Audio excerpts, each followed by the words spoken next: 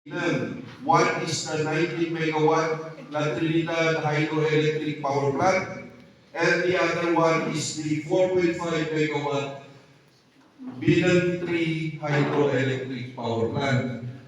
So the approved CRTP is the CRTP of the 19 megawatt. So we distributed copies of the CRTP to the per barangay. So I believe na nabasa yun dahil surat ni Jai. The first part is the introduction. So ang kailangan nga basahan na ito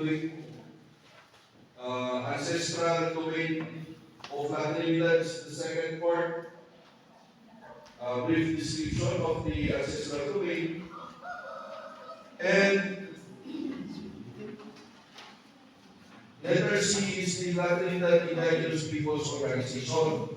So, ipagana na we have an existing IPO, which is the La Trinidad Indigenous Peoples Organization.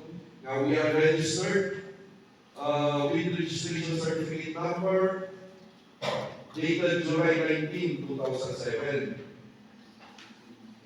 Under the 2012 revised FPIC guidelines, it is the IPO of the concerned ICC's IPs duly registered with the ACIP, which has the authority to manage royalties due them. So, based on as per the FPIC guidelines 2012, na dati karpungan na maki-manage doon nga the royalties na the companies is the IPO, which is registered with the NCIP. Naka-register tayo na ron. So, at tayo, NTPO has is the proper IPO. So nga, nakamitin bilang we try to register another IPO. And kung natin NCIP nga haan nga mabaling. In every ancestral domain, there is supposed to be one IPO. So, kaya hindi kayo register na bilang ng Manila. So, kami ang data ito yung LTPO nga naka-register. So haan kayo nga mabaling register di another IPO. Letter D, the Ancestral Domain Sustainable Development and Protection Plan. Dahito yung Jai as DPP, ngam dahito yung naka-base ini 2007, Jai in-update tayo ini kalman, the last 2 days. The basis dapat diay. Letter E, Management Plan. K, Planning, Areas, and Percentage of Fund Allocation. So, dito'y tayo nga ang dito'y tutukan ngayon. Fund comes from the royalty and similar benefits. So, nung makita yun ito'y lang ito'y dati, papanan na kumanong ay dati sumangpat na royalties kan similar benefits na ito'y kumati pang-budgetan tayo. Number 1, negative livelihood and social development, 30%. Kung na ito Katakikan activity programs, projects, activities, swine raising, strawberry production and marketing, coffee production and marketing, establishment of demo herbal, cut flower, and others. So, in-specify na dito, niya na activities nga, papanan kumati livelihood and social development, which is 30%. Education and training, 6%. Napapanman kumati educational assistance program, food processing, baking, agriculture production, and others.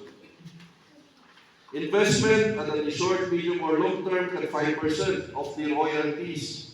Establishment of IP cultural site, land and improvements. Emergency concerns, nakita natin 5%, purchase and distribution of relief goods during calamities. Capitalization for cooperative development, 8%. Establishment of IP multipurpose cooperative shall be the priority. So, strengthening of existing cooperatives. Since we have already an established IPO multipurpose cooperative at ang naroon kay LTFCC. So, haan tayo siguro nga kailangan nga establish pa iti sa balik. Instead, we will assist the LTFCC. We will strengthen the LTFCC. Iso nga, ada ni awan ni Ma'am Felina, ay ada ngayon.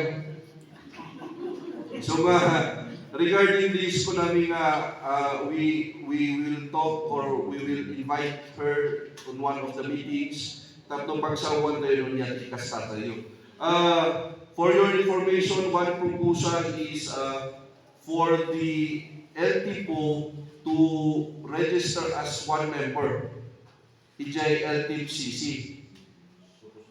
Kalangay nga agbalin iso na gamay sa nga juridical member. Tapno man adi kwarta nga edad na ti LTFCC, kat adamat ti gains na, kumbaga adamat ti dividends na, or kalangay nga like an ordinary member nga kat no, ang edad ka di kat muwato, kasjay. Iso nga, and at least, numanuman ti LTPO, LTFCC, adamat ti revolving fund nga mapalinda nga mausar for their livelihood or for their business, doon ti business ti LTFCC. So, manon sa, this was awan pay, so far awan pay ti gusto nga nairibit pi man ti LTFCC until now. Hopefully, agkaroon tayo to the meeting and then a memorandum of agreement at no ma-finalize tayo. At least kumita mo dyan kwarta ti LTPO. Tani tumakta ko ti gastos tayo. Siyempre, kaya tayo kabiyagan ti opisina tayo, kailangan tayo ti maintenance for administrative purposes. Letter F, credit facility, wala na dito establishment of IP lending institution that grants agricultural loans.